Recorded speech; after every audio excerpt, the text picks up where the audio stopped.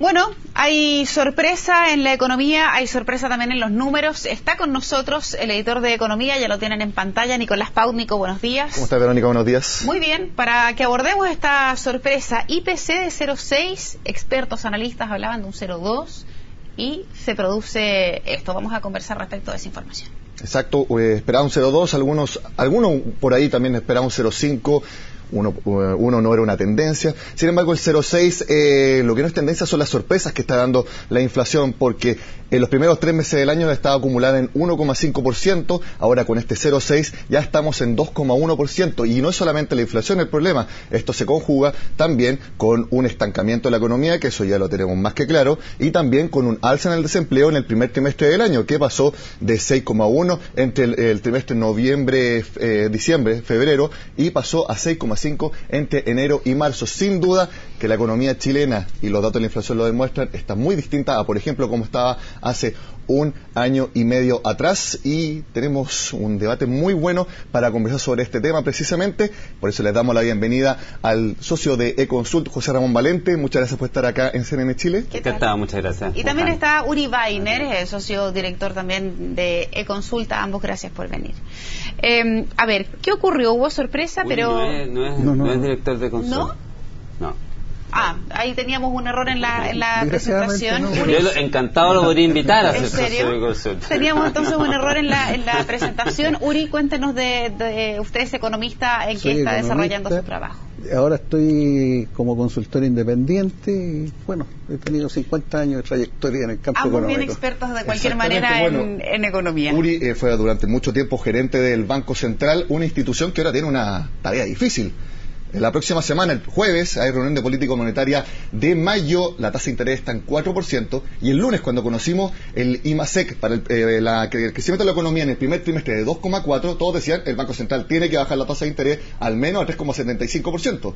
Ahora, con el 0,6% de IPC, parece que hay presión inflacionaria y están recomendando mantenerla. Es bastante difícil la disyuntiva que tiene el Banco Central. Uri, por favor, usted que trabaja hoy. Yo primero les quiero decir lo siguiente: una golondrina no hace verano, lo que pasó este mes. Segundo, los economistas somos sensacionales para explicar lo que pasó, pero muy malos para predecir el futuro, especialmente cuando el mundo está, o la economía está convulsionada y hay distintas cosas que están girando. Y esto es lo que pasó ahora. La reacción que tuvo, por ejemplo, sobre el tipo de cambio, no sé cuánto va a durar, 1, 2, 3, 4 días, pero tampoco es una tendencia. Entonces hay que tener mucho cuidado. Lo que sí, digamos, puede ser preocupante, que si uno analiza la inflación en los últimos 12 meses, desde enero, febrero, marzo y abril, es creciente. Eso lo pueden ver, digamos, acá las tengo, no sé si les interesa. A ver, sí, por favor. A ver, por alguna parte la tenía. En enero fue 2,8 anuales, los últimos 12 meses. En febrero 3,2, en marzo 3,5 y en abril 4,3. Totalmente desalineado, por lo menos con el rango meta del Banco Central, que es tener la máxima en 4%. Claro. Entonces ahí vienen, digamos, el conjunto de explicaciones que es bastante complicado. ¿A qué se debe? Un problema puede ser el tipo de cambio, ¿no es cierto?, que para nosotros es gravitante, sobre todo en una economía abierta. Segundo, los rezagos con los cuales se toman, digamos, las decisiones. Subir los precios es bastante elástico. Cuando el tipo de cambio sube, los precios suben, pero cuando el tipo de cambio baja, nada baja. Y eso usted lo puede ver históricamente, cuando en los 80 hubo una disminución del IVA en 2%, no bajó ni un precio. Todo siguió igual. Ahora, perdón, José Ramón, ¿tiene que ver algo también, además del análisis que hace Uri, en algún minuto cuando la desaceleración empezaba ya a tocar a otros países de manera muy fuerte y siempre se decía, bueno, Chile efectivamente va a desacelerar en algún minuto, la economía se va a enfriar, pero todavía estamos creciendo, nuestra economía sigue avanzando lento, pero avanza? ¿Es acaso que ahora a Chile por fin ya le llegó el golpe más fuerte, el impacto más definitivo de un proceso que ya venían arrastrando otros países también y a lo mejor no lo quisimos ver? A ver, obviamente ha habido mucha disputa respecto de ese tema, de si Chile tenía que desacelerarse como lo había hecho, por ejemplo, Brasil o no. Se habla también de que es normal para un ciclo económico. Antes era un ciclo económico expansivo, ahora es un poco contractivo. Sí. Pues lo cierto es que uno siempre hay, y por eso es tan difícil de llegar a una conclusión en un panel, ¿no es cierto? Unos van a decir una cosa, otros otra. Siempre hay un poco de todo en esta cazuela que es la economía, ¿no? Hay pollo y papa, ¿ya? Pero lo cierto es que, y eso tiene que ver con que hay fenómenos que nos están ocurriendo en la economía chilena, que tienen que ver con lo que está ocurriendo en la economía internacional, que es a lo que tú haces mención, pero hay cosas también internas, hay cosas locales. La desaceleración que ha tenido la inversión en Chile no podemos explicarla exclusivamente por lo que está ocurriendo en las economías internacionales. Países como Perú, países como Colombia también se han desacelerado, pero mucho menos que Chile. Nuestros socios de la Alianza del Pacífico se han desacelerado mucho menos que Chile y tienen perspectivas de crecimiento mucho mejores que Chile para este año y para el próximo. Y esos son Perú, Colombia y México. Chile, de alguna manera, lo que ha hecho es pasarse al Atlántico y nos estamos, ¿no es cierto?, brasilizando. Brasil es una economía que venía creciendo con fuerza hasta el 2011 y que, sin embargo, a partir de ese año en adelante crece al 2% y tiene inflaciones del 5 a 6%. Ojalá no sea lo que le está ocurriendo a este país. Ojalá que este país, ¿no es cierto?, no se transforme en un país que crece poco y con inflaciones relativamente altas. Es un muy mal escenario para la gente. Pero la verdad es que la economía, el proceso económico es súper frágil. Y si uno no lo cuida, si uno realmente no tiene cuidado de que todas las piezas encajen bien, en muy corto plazo uno puede tener una economía como la chilena, que venía creciendo por sobre el 5%, que no tenía tasas de inflación, que venía reduciendo las tasas de desempleo, y al corto andar nos encontramos. Coincido que no es tendencia todavía, pero al corto andar hoy día el panorama es de una economía que crece poco, que tiene inflación creciente y desempleo creciente. Tenemos que cuidar de que esa no se transforme en una tendencia, pero la verdad es que tenemos que preocuparnos. No podemos decir, mire, no se preocupe, esto va a mejorar después. Eso es lo que en Brasil vienen diciendo hace 4 años, y hace 4 años que vienen creciendo al 2% y vienen, ¿no es cierto?, con inflaciones superiores al 6%. Quisiera plantearles que desagreguemos un poco esta foto que cambió. ¿Por qué nos hemos desacelerado? Algunos hablan sobre maduración, por ejemplo, de ciclo de inversiones mineras, caída de la inversión. También se habla de efecto, incluso hace mucho tiempo, del anuncio de la reforma tributaria. Es otro de los argumentos, a juicio de ustedes dos. ¿Por qué estábamos creciendo hace año y medio? Por ejemplo, en el IMASEC de enero del año pasado, 6,5%, y tenemos, por ejemplo, un año después, un IMASEC de 1,6%, casi 5 puntos menos, y que un poco refleja la tendencia. ¿Cuáles son las razones a su juicio? Tú pusiste la primera. Primero, el ciclo de las inversiones mineras, las grandes inversiones, se sabía hace años que iba a terminar. Entonces, el hecho de que la inversión haya disminuido no es culpa ni de la reforma tributaria, ni del gobierno, ni de nadie, sino que se acabó eso. Segundo, el precio del cobre bajó, ¿no es cierto? Tampoco es culpa, digamos, del gobierno de Chile, cualquiera que sea. Tercero, la situación de China, que también es una incertidumbre bastante grande, ya que pasó, digamos, de crecer a 2 dígitos a crecer alrededor de 7,5%, con un cambio en la estrategia de basarse en la demanda externa a la demanda interna, y nadie tiene muy claro qué significa en términos de demanda de cobre.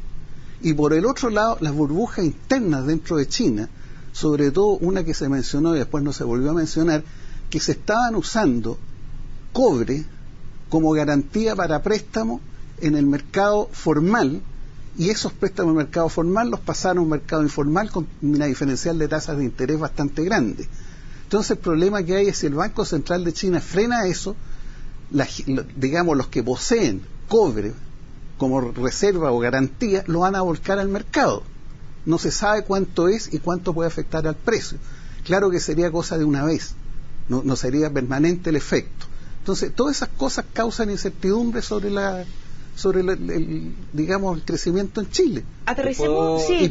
Y la otra cosa es que la reconstrucción después del terremoto del 2010 tiene unos encadenamientos internos muy importantes en términos de la demanda, y prácticamente la reconstrucción terminó. Entonces todo eso coincidió, digamos a fines de el 2013 y 2014. Entonces todo eso terminó. Entonces ahora estamos creciendo en este momento, yo diría, condiciones más normales para el país, no en cosas extraordinarias. Por lo tanto, no es que vayamos a caer en una recesión, ni mucho menos, pero vamos a crecer a tasas, digamos, inferiores a lo que se creció antes, por estos motivos excepcionales. Nada más. Quiero decirte que aquí uno, como ser humano, típicamente tiene, ¿no es cierto?, tiene ganas de echarle un poquito la culpa a lo que está fuera de uno, lo que no está en control de uno, y a veces uno, ¿no es cierto?, se ciega un poquito con las cosas. Y es cierto que hay factores externos. La gente, por ejemplo, que no le cuesta bajar de peso, dice, no, es que es el metabolismo, que tengo un metabolismo, como poco, digamos, y engordo igual. Y la verdad que con eso se queda tranquila, pero lo cierto es que uno siempre puede hacer algo, ¿eh? Uno siempre puede hacer algo, y puede, ¿no es cierto?, ir al gimnasio, caminar un poco más, y no comerse ese quequito, digamos, en la mañana, y ayuda. Efectivamente hay cosas externas que le están pasando a la economía chilena y las ha descrito Uri, pero hay cosas internas también. ¿Qué hacemos? Nuestro crecimiento, cuando tú dices normal, efectivamente estábamos creciendo más allá de lo normal. Nuestro crecimiento normal, de acuerdo a los cálculos de los expertos que van al Ministerio de Hacienda y del Banco Central, está entre 4,8 y un 5%. Si la economía estuviese creciendo entre un 4,8 y un 5%, y se hubiese desacelerado del 5 a ese nivel, entonces uno podría decir, bueno, mire, estamos creciendo lo que es normalmente. Pero la economía está creciendo mucho menos que eso. Y está desacelerando mucho más rápido, como dije antes, que nuestros vecinos de Perú, Colombia y México. Y por lo tanto tenemos que hacernos la autocrítica y decir, a ver, ¿qué cosas, además de lo que pueda estar pasando fuera, estamos haciendo nosotros para impedir que esta economía vuelva a tener el dinamismo que tuvo? Usando su misma analogía, ¿en qué nos pusimos gordo económicamente? Nos pusimos, es súper claro, lo que hicimos acá fue reducir fuertemente la confianza de los inversionistas en nuestro país y aumentar enormemente la incertidumbre respecto del futuro de este país.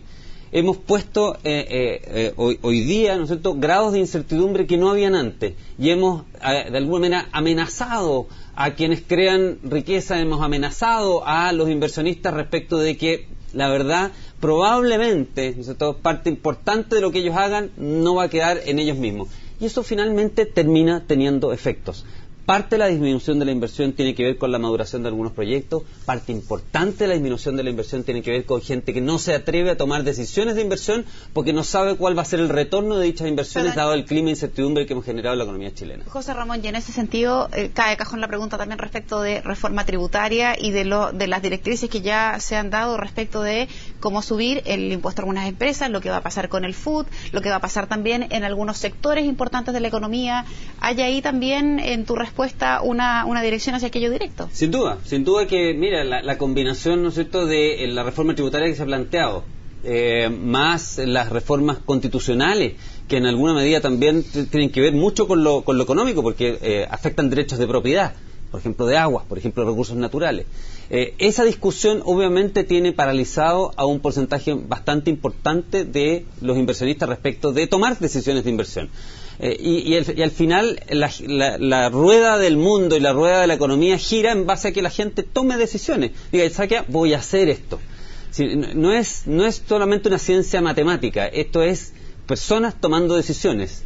Y las personas tomando decisiones tienen que tener un panorama claro hacia adelante para tomar esas decisiones. Y hoy día hemos oscurecido el panorama de la economía chilena hacia adelante. José Ramón, ese es uno de los puntos, pero también el lunes el ministro de Hacienda, Alberto Arenas, dijo que esto fue una herencia de la administración anterior. Incluso dijo, el gobierno anterior no tomó las medidas necesarias para que nuestra economía creciera sustentablemente. O sea, está bien, Felipe Rayén decía, tiene la misma opinión que usted, José Ramón, de que la reforma tributaria va a tener efecto en la inversión y en el crecimiento. Sin embargo, el gobierno opina que fue el gobierno anterior el que no tomó las medidas necesarias. Solamente para clarificar, lo que Alberto Arenas dijo es que el gobierno anterior no hizo cambios para que la economía creciera en el largo plazo más. Pero se refiere a ese más, se refiere al nivel de 4,5 o 5 o más que eso. Entonces yo supongamos que le tomamos la palabra al ministro de Hacienda y decimos, ok, ¿sabe qué más? Le creo ese argumento. Bueno, crezcamos al 5 entonces. O sea, usted dice que no hizo más que, no hizo cosas el gobierno anterior para que podamos crecer a más del 5%. Perfecto. Pero al menos usted tiene una economía, ¿no es cierto?, que sí debiera poder crecer al 4,8 o 5%. Haga que crezca. Eso sí es responsabilidad suya. Que crezcamos al potencial. Uri. Yo quiero decir una cosa. Mi impresión que aquí podemos dividir a los inversionistas entre los nacionales y los extranjeros. Yo creo que lo que ha pasado con los inversionistas nacionales, con la campaña que está desatada en la prensa, obviamente que se autoasustaron. ¿Hace cuántos días atrás apareció, digamos, en la prensa que se había vendido las farmacias ahumadas? Tengo entendido que a un consorcio inglés. ¿Y por qué lo vendieron? ¿Y por qué se metieron el consorcio inglés en una economía que está tan mala? O sea, los inversionistas extranjeros son bastante más racionales en determinar, digamos, las condiciones de un país. Y además, seamos, digamos, realistas. sobre todo los inversionistas extranjeros, lo primero que ven al hacer una inversión en un país es la estabilidad política e institucional. Si esa cosa no les resulta, da exactamente lo mismo el sistema tributario. El sistema tributario no es para el inversionista extranjero lo más importante en su decisión de inversión. Perdón, al revés de lo... quiero terminar el diálogo haciendo una pregunta probablemente más aterrizada a lo que probablemente la gente está viendo en su casa.